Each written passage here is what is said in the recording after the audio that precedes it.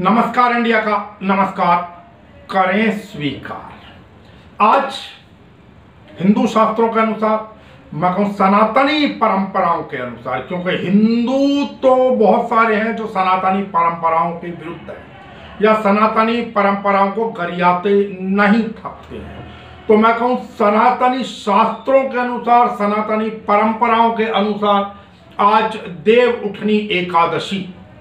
बहुत बहुत शुभकामनाएं, मंगल कामनाएं, नमस्कार इंडिया की ओर से। और कल उसके बाद क्योंकि जो तुलसी पूजन है विशाल स्तर पर कई अनेकों जगह आयोजित किया। अब विशाल स्तर तो इस बार नहीं कह सकते, वरना सदैव विशाल स्तर पर बहुत जगह लोग किया करते थे और कराया करते थे, संगठन भी। लेकिन इस बार तो क्योंकि बहुत सारी चीजें कोरोना के कारण सीमित हो गई हैं, और आपको जैसा मालूम है कि इस समय जो कोरोना है वो अपने पांव बहुत तेजी से पसार रहा है। बताया जा रहा है कि इस समय दिल्ली में ही पिछले 24 घंटे के अंदर 5246 कोरोना के केस आए, जिनमें से 99 व्यक्ति इस दुनिया को अलविदा कह रहे हैं इस कोरोना महामारी के कारण। इसलिए हमारा निवेदन है अब देवता जागे ताकि वो भी अपनी कृपा बरसाएं और इस कोरोना पर पार पाने के लिए, इस कोरोना पर विजय प्राप्त करने के लिए अपना आशीर्वाद सभी को प्रदान करें। हमारा नमस्कार इंडिया की ओर से ऐसा प्रार्थना हाथ जोड़कर आप सभी के लिए फिर से एक बार शुभकामनाएं। तो मैं बात कर रहा था क्योंकि अब जो आपको अपने आप ही बचना है, किसी दूसरे से उम्मीद बिल्कुल ना करें। बाहर प्रैक्टिकली सच्ची बात है, सोशल डिस्टेंस 2 मीटर का तो नहीं हो सकता। मैं कहता हूँ आप 2 फुट का भी कर लें, गनीमत है। लेकिन अब क्योंकि हमने कल भी कहा था, हम अब भी कह रहे हैं, जो सरकारी कर्मचारी हैं जो छोड़ दिए गए उगाही के लिए, वो आपको जरूर परेशान करेंगे, इसलिए बेहतर वो भीड़ भाड़ वाले क्षेत्रों के अंदर ना जाएं। अब इसी से जुड़ा हुआ एक चर्चा और करते चले, वही माता शूलिनी देवी मंदिर का। हमने पहले भी कहा था न्याय मिलना आसान नहीं है, यहाँ की सरकारें नहीं जागती हैं, और वो शायद इसी चीज का इंतजार करते हैं कि लोग सड़कों पर उतरे, आंदोलन करें, आंदोलन के बाद कुछ केसेस बुक हो, कहीं पर थोड़ी बहुत हिंसा हो, क्योंकि होती है ना, उग्रता कहीं ना कहीं फैलती है और सबको फिर राजनीति चमकाने का मौका मिले। उससे पहले कोई भी दल, बीजेपी हो, कांग्रेस हो, सपा हो, बसपा हो, आसानी से नहीं मानते, ये लोग नहीं सुनते। और वही माता शूलिनी देवी मंदिर हिमाचल प्रदेश सोलन जिले के अंदर, जहां पर शास्त्रोक्त परंपराओं का, अभी हमने इसलिए शास्त्र शब्द कहा कि शास्त्रोक्त परंपराओं का अपमान करने की कीमत, वहां के शास्त्रों परंपराओं का अपमान जो है वो किया गया एक हिंदू ही, मैं फिर कह रहा हूं कि हिंदू IAS अधिकारी महोदया के द्वारा, और शास्त्र सम्मत जानकारी देने का जो कीमत चुकानी पड़ी वहां के पुरोहितों को। तो इसलिए हम कह रहे हैं कि सनातन, और इसीलिए क्योंकि आज का जो छद्म हिंदूवाद चल गया है, उससे उम्मीद ना करें कि सनातन की वो लोग रक्षा करते होंगे या सनातन का हित बहुत ज्यादा कुछ सोचते होंगे। चलिए अब इंतजार करेंगे, क्योंकि जब तक ये लॉकडाउन में बहुत सारी बाध्यताएं, अब उसके बाद ही कुछ जैसा भी होगा देखते हैं। माता शूलिनी देवी मंदिर के पुजारियों को और शास्त्रों को कब उनको न्याय मिलता है, कब उनके ऊपर जो ये जिहादी हमला किया गया एक हिंदू IAS अधिकारी द्वारा, उसका कुछ न्याय उनको मिलता भी है। हमारे शास्त्रों को, हमारी सनातनी परंपराओं को, वहां के पुरोहितों को न्याय मिलता भी है। अथवा हिंदुस्तान में ऐसे ही गाना है ना, अंधा कानून है, लेकिन कानून क्या, अब जिन्हें एक्शन लेना चाहिए वो ही नहीं ले रहे। राजनीति के समय सबको याद आएगा। चले अब उससे आगे चले, एक चीज और कि अभी जो हम यही चर्चा कर रहे थे, अब इसी के अंदर जो पॉल्यूशन भी, क्योंकि इस समय आज हालांकि आपको पता है तमिलनाडु और पुदुचेरी के अंदर जो निवार तूफान आया, साइक्लोन, बल्कि उसको कहा जा रहा है सिवियर साइक्लोन, मतलब बहुत उच्च गति का एक साइक्लोन है, जिसको पहले कुछ लोग बवंडर बोला करते थे उस तरीके का। तो आज लगभग बताया गया कि 140-145 किलोमीटर की रफ्तार से हवाएं चली वहां पर। यद्यपि जो NDRF की टीम है उसने बहुत ज्यादा एक्टिव है वो, और अपनी पूरे मुस्तैदी से लगी हुई है ताकि कम से कम नुकसान हो। हालांकि तमिलनाडु के 13 जिलों के अंदर छुट्टी दे दी गई है, लेकिन फिर भी सावधानी बरतें, सावधानी में ही बचाव है। यद्यपि जो सरकारी स्तर पर है, युद्ध स्तर पर जो है वो कार्रवाई जोरों के ऊपर है, अनेकों लोगों को वहां से निकाला भी गया है।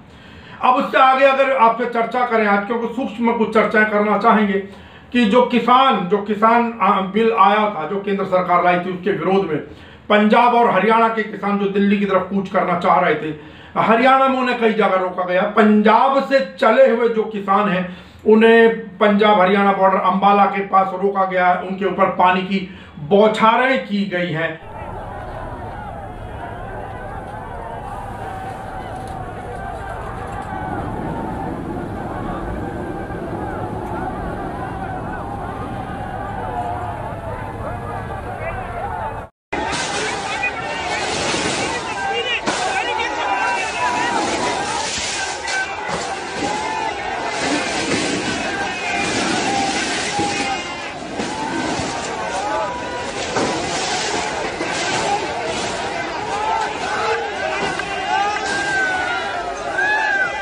और हालांकि दिल्ली पुलिस भी मुस्तैद है, वो कहते हैं क्योंकि उनको यहाँ के लिए परमिशन नहीं है इसलिए हम नहीं घुसने देंगे और जो भी कानूनी कार्रवाई होगी वो करेंगे।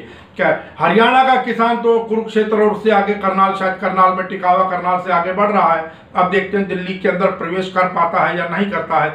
और जो पंजाब का किसान चला है उसको अभी हरियाणा में घुसना है। अब देखते हैं उनके विरुद्ध क्या कार्रवाई की जाती है, लेकिन समझ नहीं आता कि आंदोलन करना या अपनी मांग रखना संविधान के अंदर जायज है और उनका आने दिया जाए। जंतर मंतर पर लोग आते हैं, संसद के सामने आते हैं, धरना देते हैं, अपनी मांग रखते हैं, वहां पे केंद्र सरकार के कोई प्रतिनिधि आकर उनसे चर्चा करते हैं। जब रास्ता ही अंत में कहते हैं कि बातचीत का है तो बातचीत कर लेने दी जाए, क्यों जिद पर अड़ी होती है। लेकिन वही है, क्योंकि अभी अभी राजनीतिक कोई भी आंदोलन अब राजनीति में बट गए हैं। अब क्योंकि केंद्र में जो है भारतीय जनता पार्टी की सरकार है तो उनसे संबंधित किसान तो आगे नहीं आएंगे, शायद कांग्रेस या और किसी विपक्षी दल से संबंधित जो किसान होंगे वो जरूर आएंगे। अब कोई भी आंदोलन है, वो सब चीजें इस समय हिंदुस्तान के अंदर, चाहे धर्म हो या राजनीति हो या कोई आंदोलन हो, किसान आंदोलन हो या कोई और हो, सब कहीं ना कहीं राजनीति के अंदर बट गए। ये एक कड़वा सत्य है और ये हमें स्वीकारना भी चाहिए। अब हरियाणा से चली बात के ऊपर एक बात और बता देंगे। उत्तर प्रदेश में जो लव जिहाद का नाम लेकर, लव जिहाद जैसी बातों या चीजों में क्या कहूं, क्योंकि केंद्र के पास तो कोई आंकड़ा है नहीं, तो उस पर रोक लगाने के लिए जो गैर कानूनी धर्मांतरण विधेयक लाया गया था उससे प्रेरित होकर हरियाणा सरकार ने भी घोषणा कर दी है कि भाई हम भी बहुत शीघ्र लव जिहाद के विरुद्ध कानून बनाएंगे। तो बाकी अभी जो बात एक चल रही थी कि जो इस समय दिल्ली के अंदर कोरोना बढ़ा हुआ है, इस समय पॉल्यूशन की भी बताया जा रहा है कि पॉल्यूशन काफी है। बदनाम पराली का ले दिया जाता है, लेकिन सत्य यही है कि हमारे जितने फुटपाथ हैं वो सब घिरे हुए हैं। फुटपाथ जिनके ऊपर लोगों को पैदल चलना चाहिए, मैं विशेष रूप से दिल्ली से कह रहा हूं, दिल्ली के संदर्भ में, यद्यपि लगभग समूचे हिंदुस्तान में ऐसी ही चीजें हैं, लेकिन दिल्ली के संदर्भ में अगर मैं चर्चा करूं, यहाँ के सारे फुटपाथ घेर लिए गए हैं। फुटपाथ जिनके लिए बने थे वो इस्तेमाल नहीं करते हैं, या तो दुकान है जिनकी है उन्होंने आगे बढ़कर घेरा होता है, या रेहड़ी पटरी या रेहड़ी वगैरह जो लगती हैं इन्होंने खाने पीने, शाम को मच्छी दारू, दिन के अंदर नान भटूरे, ये सब ने घेरा होता है। अब होता क्या है उससे आगे, और बल्कि वो फुटपाथ के नीचे की तरफ घेर लेते हैं, उसके बाद साइकिलें या गाड़ियां या शोरूम में जो उनके सामने गाड़ियां हो जाती हैं, तो जो अच्छी वाली 3-3 लेन की सड़क होती हैं, 2 लेन उनमें घिरी होती हैं और बा मुश्किल 1 लेन में ट्रैफिक रेंगता हुआ चलता है, खासतौर से पीक आवर्स के अंदर। और ये सब आपको पता है कि उगाही का धंधा है, इसमें किसको पैसा नहीं जाता, पुलिस को नहीं जाता या एमसीडी को नहीं जाता। और कहते हैं कि सबसे ऊपर जो काउंसलर या बाकी लोग बैठे होते हैं, नेतागण, सबकी उगाही बंधी हुई है। जनता जाए भाड़ में, जनता कितनी ही परेशान होती रहे, होने दो, क्या फर्क पड़ रहा है। पॉल्यूशन कितना ही फैलता रहे, जब ट्रैफिक रहेंगेगा तो पॉल्यूशन तो अपने आप ही बढ़ेगा ना। लेकिन केजरीवाल साहब या दिल्ली की जो म्यूनिसिपल कॉरपोरेशन है या जो दिल्ली की पुलिस है, सबकी आंखों के सामने चल रहा होता, लेकिन कोई भी इसके ऊपर कार्रवाई करने को तैयार नहीं है साहब। और पॉल्यूशन का सबसे बड़ा कारण ये है, हम पहले भी कहते थे, हम अब भी कह रहे हैं, ये फुटपाथ जो है अवैध कब्जों से मुक्त करा दीजिए और फिर नापिए दिल्ली के पॉल्यूशन का स्तर। बाकी दिल्ली में जो एक लैंडफिल साइट है जहां पर कूड़े का ढेर पूरा अंबार पर्वत सब टाइप लगा हुआ है, दिल्ली उत्तर प्रदेश बॉर्डर पे जब आप हापुड़ की तरफ जाते हैं तो वहां पर आग लगी हुई है, धुआं उठ रहा है।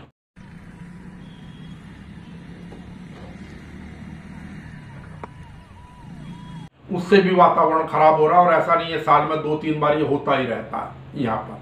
अब क्यों लगती है, कैसे लगती है, लगाई जाती है, जांच का विषय कुछ नहीं पता, सबको होता है, लेकिन जांच पहली बात तो कोई करता नहीं, कर दिया तो सब लीपा पोती वाले हाल है। सब हालात जो है, और उसके लिए हम भी कहीं ना कहीं खुद जिम्मेदार हैं।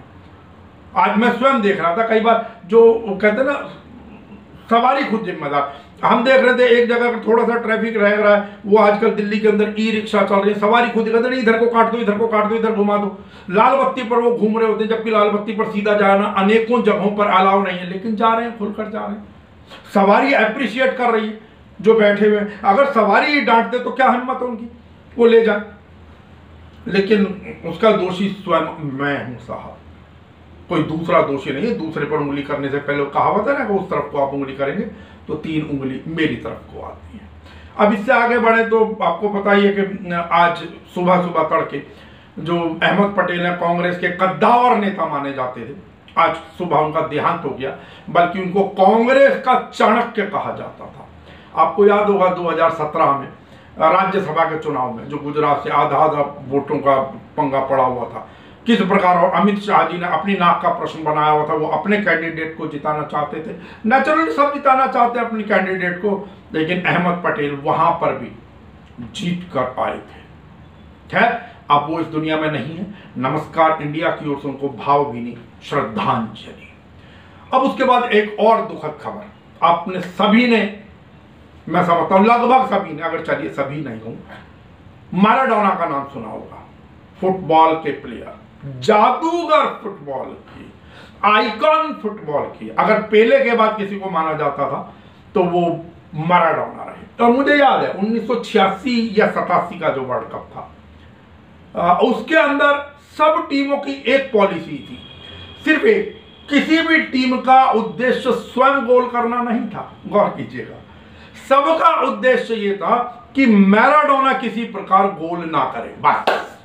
और उस रणनीति के तहत सारी टीमें खेला करती थी। मैराडोना के चारों तरफ घेरा बनाकर खेलती थी कि मैराडोना गोल ना करते।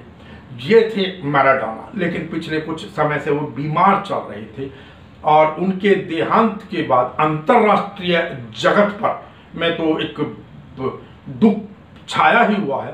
भारत के अंदर भी सौरव गांगुली, जो कि क्रिकेट के कप्तान भी रहे, उन्होंने दुख व्यक्त किया है। उन्होंने ट्वीट भी किया है कि माय हीरो नो मोर, और वो कहते हैं कि मैंने फुटबॉल देखा ही आपके लिए था, आप ही के लिए देखता था। यही नहीं, राहुल गांधी ने भी दुख व्यक्त किया है मैराडोना के देहांत पर। वो कहते हैं कि मैराडोना का गेम देख के, उनका फुटबॉल देख के समझ आता है कि जो फुटबॉल है वो क्यों एक ब्यूटीफुल गेम कहलाता है।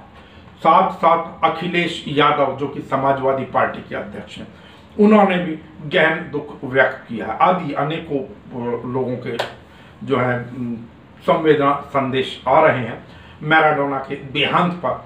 और नमस्कार इंडिया भी अपनी ओर से मैराडोना के देहांत पर, महान खिलाड़ी मैराडोना, आइकॉन मैराडोना, फुटबॉल जगत के जिसको वास्तव में कहते हैं, वास्तव में जिनको भगवान मानना चाहिए। वैसे भगवान तो भगवान ही है, लेकिन जिनको सबसे बड़ा अगर माना जाए तो मैराडोना। उनको नमस्कार इंडिया भी अपनी ओर से भावभीनी श्रद्धांजलि व्यक्त करता है। अब एक खबर और चलते चलते, आज जो सबसे ज्यादा चर्चा में रहा वो लालू यादव का एक फोन जो टेप कर लिया गया, या भारतीय जनता पार्टी के एक विधायक है उनसे बात होते हुए, वो सब जगह चर्चाओं में है, जिसमें वो ऑफर दे रहे हैं कि भाई आप हमें जिताइए, हमारे साथ आइए, खासतौर से विधानसभा स्पीकर, जो विधानसभा के स्पीकर का चुनाव था उसको लेकर। और भारतीय जनता पार्टी ने तो कम से कम बहुत ज़्यादा शोर मचाया हुआ है। कई चैनल्स इसी बात को लेकर चर्चाओं में व्यक्त, जबकि वो भूल गए, ज़्यादा पुरानी बात नहीं है, राजस्थान का विषय याद होगा, किस प्रकार कांग्रेस के विधायक को तोड़ने का कुचक्र चला था, किस प्रकार मध्य प्रदेश के विधायक और ज्योतिरादित्य सिंधिया जैसे लोगों को या कांग्रेस के नेताओं को तोड़ा गया। ऑफर देकर ही तोड़ा गया होगा ना, अपने आप तो किसी के चक्षु खुल नहीं गए होंगे ना कि भाई चलिए मैं चलता हूँ, मैं कांग्रेस के अंदर या भारतीय जनता पार्टी के अंदर आ गया।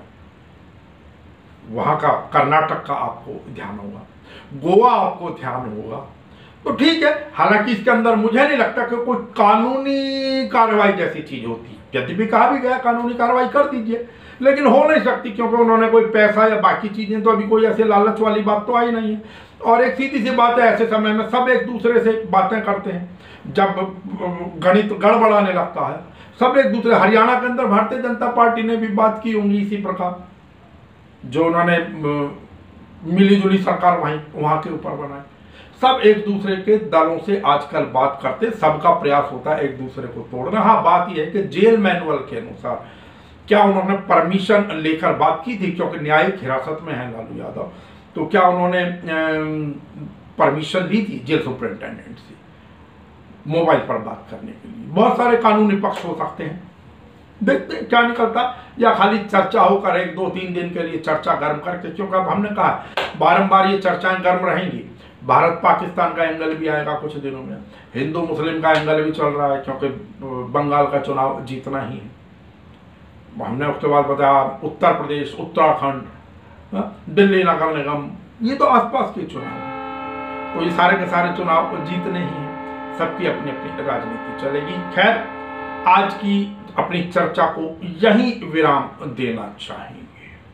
अब हमने, क्योंकि यद्यपि हमें बहुत पहले शुरू कर देनी चाहिए थी डिबेट, अब हम बहुत शीघ्र आपके सामने डिबेट प्रारंभ करेंगे। आप लोगों के पक्ष जो भी किन्हीं विषयों पर हुआ करें, आप हमें बेझिझक भेज सकते हैं। हमारे जो भी नंबर आपके पास उपलब्ध हो वहाँ पर आप भेज सकते हैं। और नमस्कार इंडिया का प्रयास रहेगा कि बहुत जल्द आपको कुछ अच्छे प्लेटफॉर्म पर, मतलब 2021 प्रारंभ होते ही कुछ अच्छे प्लेटफॉर्म पर कहीं नजर आए और 24 घंटे नजर आए। इस प्रकार में आपका प्यार, आपका आशीर्वाद, आपका सहयोग इसी प्रकार बना रहे।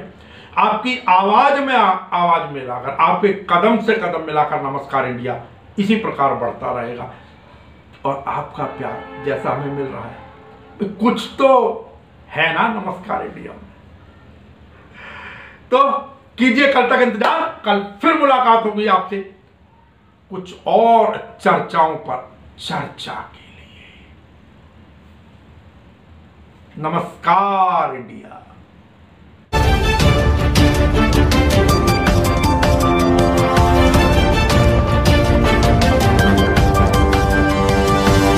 Audio